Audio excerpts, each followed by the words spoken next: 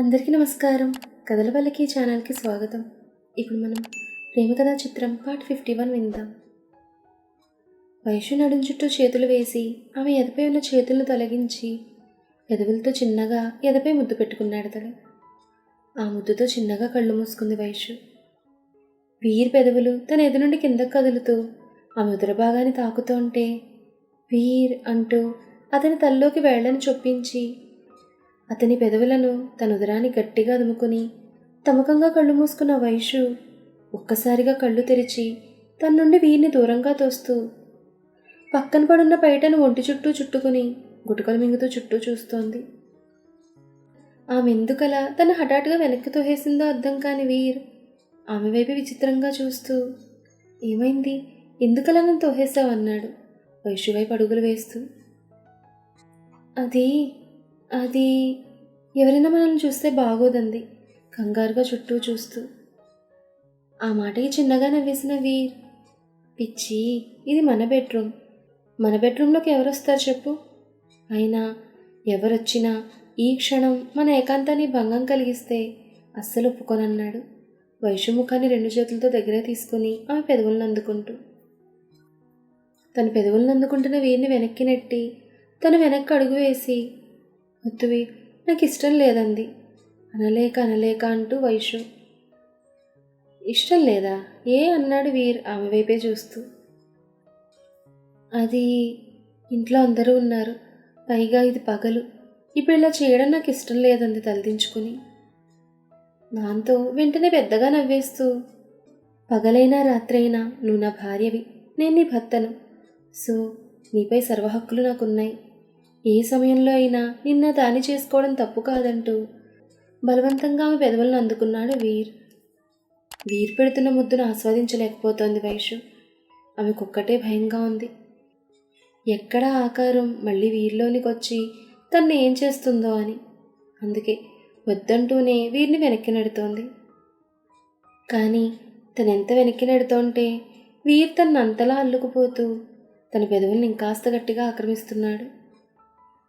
ముద్దు పెడుతూనే ఆమెను వెనక్కి బెడ్ మీదకి నెట్టి ఆమె మీదకి చేరి చేతులతో ఎక్కడెక్కడో తడుముతున్నాడు.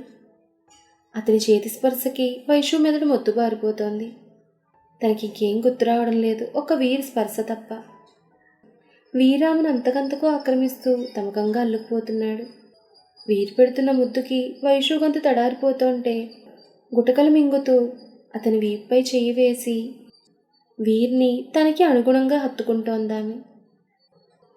వీరు ముద్దుగాడత పెంచుతుంటే వైషు తమకంతో తను నల్లుకుపోతోంది. సరిగ్గా అప్పుడే వారి గది తలుపు ఎవరో తట్టిన శబ్దం వచ్చింది.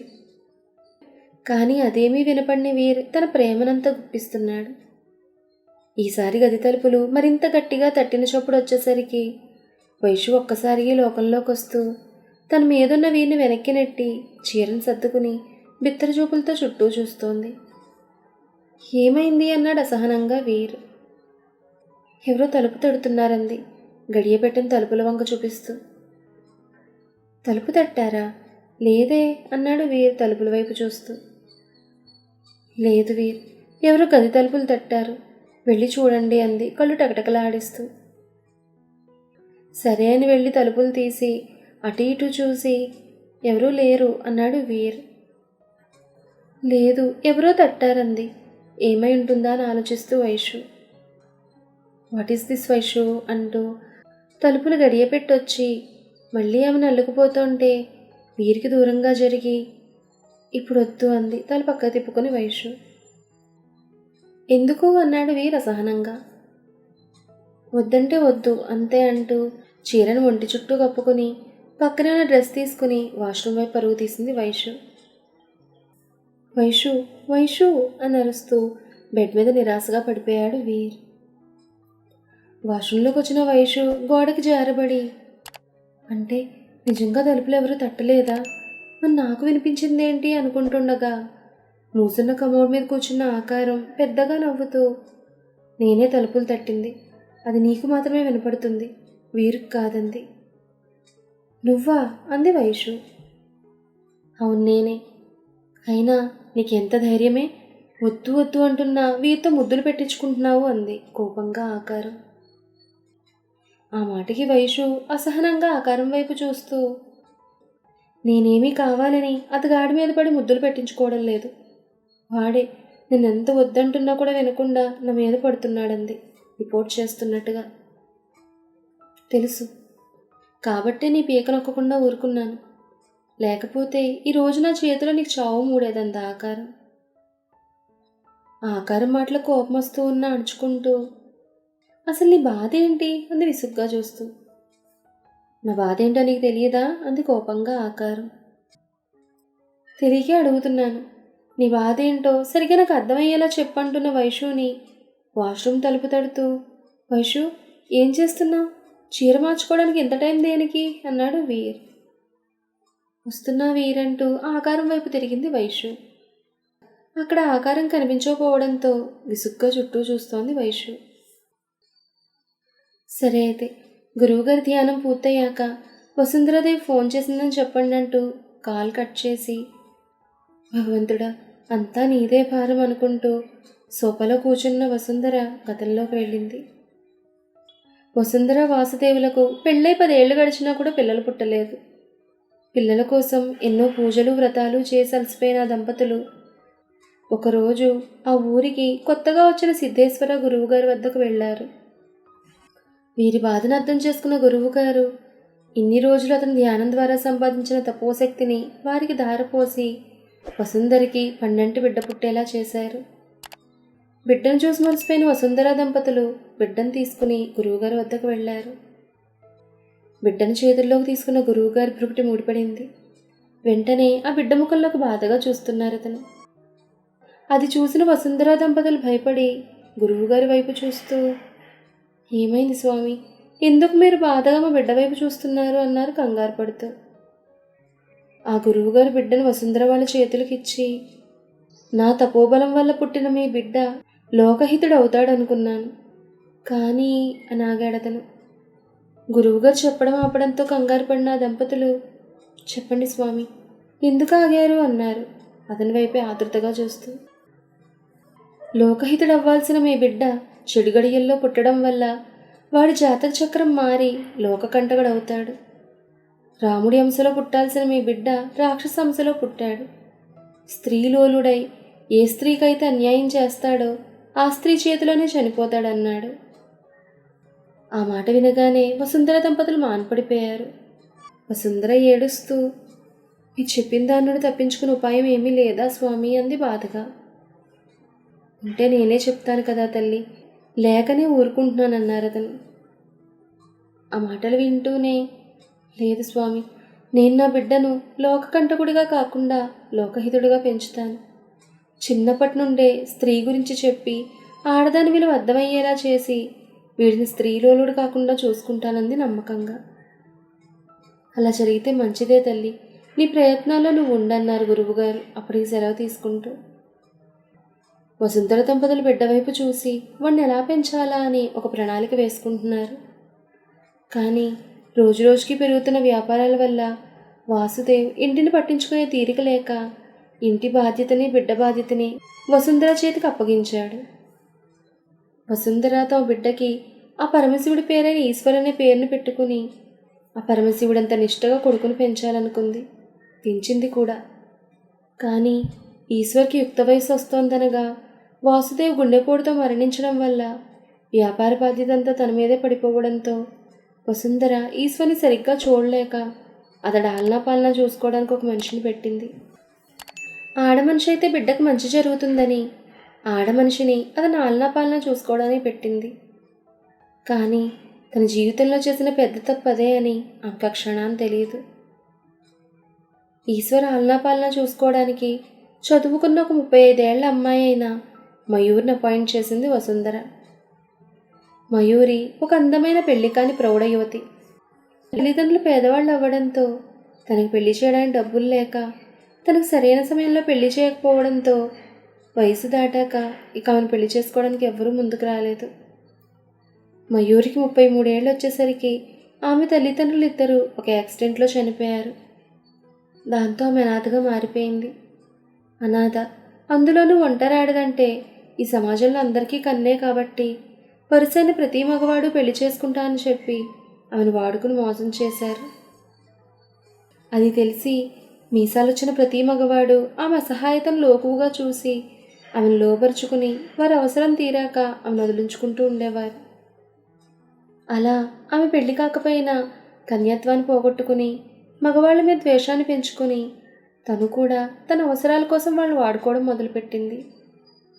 అలా ఉండగానే వసుంధర ఇంట్లో కార్ డ్రైవర్ మల్లేశం సహాయంతో ఈశ్వర్కి కేర్ టేకర్గా ఆ ఇంట్లో ప్రవేశించింది. తనకు ఆ ఇంట్లో ఉద్యోగం ఇప్పించినందుకు అప్పుడప్పుడు మల్లేశం కోరికను తీర్చుతూ తన కోరికలను తీర్చుకుంటూ ఉండేదామె. అప్పుడే ఈశ్వర్ యుక్త వయసులోకి వస్తూ నూనూగు మీసాలతో నవయవనంతో మెరిసిపోతూ ఉండేవాడు. అతడి కేర్ టేకర్ అవ్వడం వల్ల ఆమె ఎప్పుడు ఈశ్వర్ వెంటే ఉండాల్సి వచ్చేది. మంచి తిండి, అంతకన్నా మంచి వసతుల వల్ల ఈశ్వర్ ఆమె కళ్ళకు మల్లేశం కన్నా అందంగా కనిపిస్తూ ఉండేవాడు.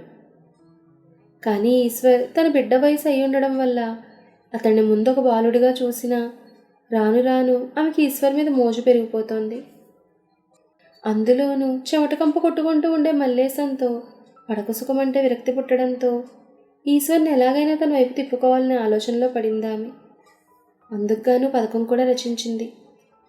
వసుంధర ఇంట్లో ఉన్నప్పుడు ఈశ్వర్కి ఒక తల్లిగా ప్రవర్తిస్తూ అన్ని పనులు దగ్గరుండి చూసుకుంటూ, వసుంధర లేని సమయంలో ఈశ్వర్ ముందు అర్ధనగ్న ప్రదర్శన చేస్తూ అతనిలో లేని ఆలోచనలు రప్పించే పనిలో పడింది.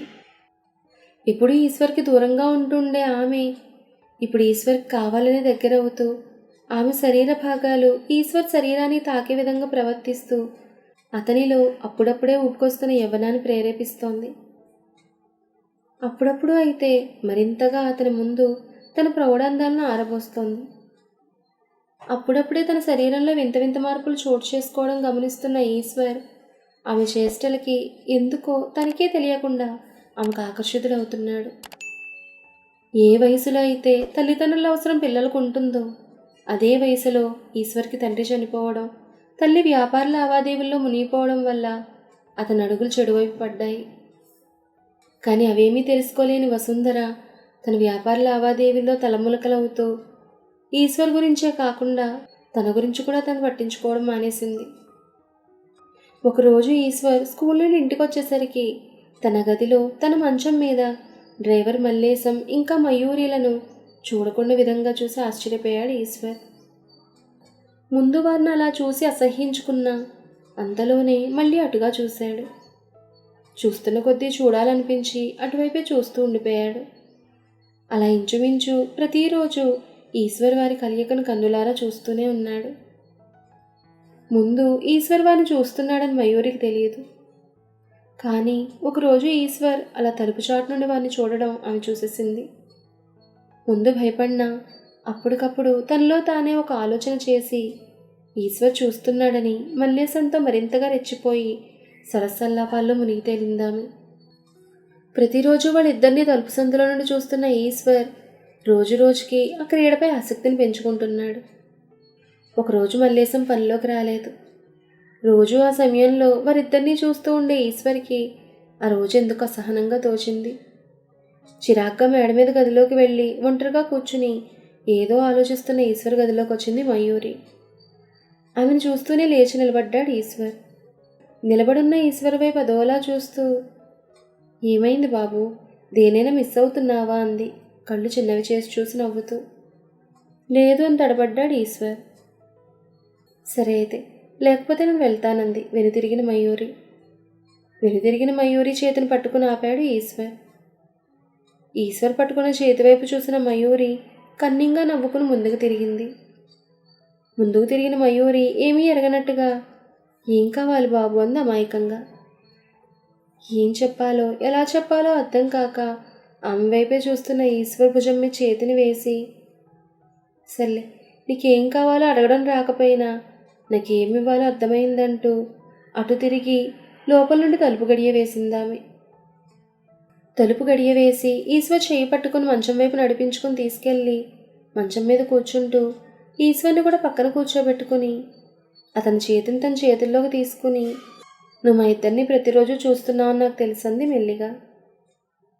ఆ మాటకి ఈశ్వర్ గుటకలు మింగుతూ ఆమె వైపు చూస్తుంటే మయూరి మత్తుగా నవ్వుతూ, చూడ్డం తప్పేమీ కాదే, ఎందుకంటే నీకు కూడా వయసు వచ్చింది కదా అంటూ ఈశ్వర్ ఒంటిపై చెయ్యిని వేసిందామె. ఆమె చెయ్యి వేసేసరికి ఈశ్వర్ ఒంట్లో ఏదో తెలియని భయం కలిగింది.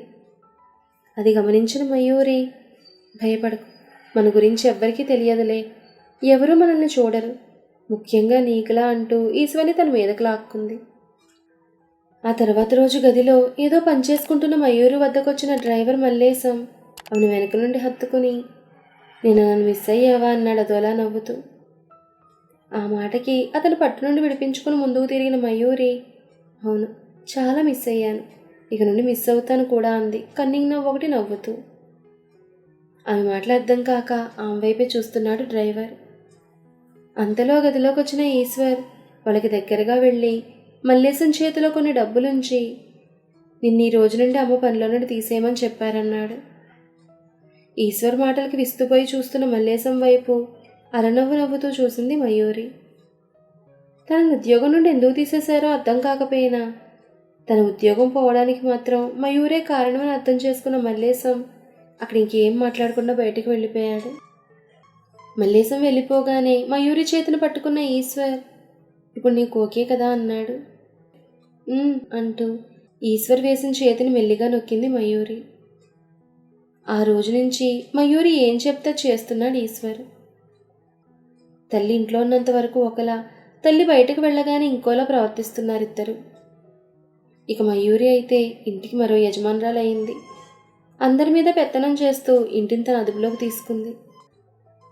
ఇదిలా ఉండగా అటు ఈశ్వర్ స్కూలింగ్ పూర్తి చేసుకుని కాలేజీలో అడుగుపెట్టాడు. అప్పటి వరకు ఒకటి, ఇప్పుడు మరొకటి అన్నట్టుగా తన కళ్ళ ముందు అందమైన అమ్మాయిలు తిరుగుతూ ఉంటే తనలోని మరో మృగం మేల్కొంది. ఇప్పుడు ఈశ్వర్కి మయూరి నచ్చడం లేదు. అది పసిగట్టిన మయూరి ఎక్కడ తన చేతుల నుండి ఈశ్వర్ తప్పించుకుంటాడో అని భయపడి తనే ఈశ్వర్కి నచ్చే విధంగా అమ్మాయిల్ని ఇంటికి తీసుకొస్తోంది. అమ్మాయిలు పిచ్చి పట్టుకున్న ఈశ్వర్ మయూరి తెచ్చిన వాళ్ళనే కాకుండా తన కంటికి నచ్చిన వాళ్ళను కూడా ఎలాగోలా నయానో భయానో తన పక్కలోకి రప్పించుకుంటున్నాడు. అవన్నీ తెలిసినా కూడా ఇంట్లో ఏ ఒక్కరూ కూడా వసుంధర ముందు నోరు విప్పే ధైర్యం చేయడం లేదు. అందుకే అదేమీ తెలియని వసుంధర తన పని తాను చేసుకుంటోంది. కానీ రోజులన్నీ ఒకేలా ఉండవన్నట్టుగా మయూరి గుట్టును సాక్ష్యాధారాలతో సహా వసుంధర ముందుంచాడు మల్లేశం.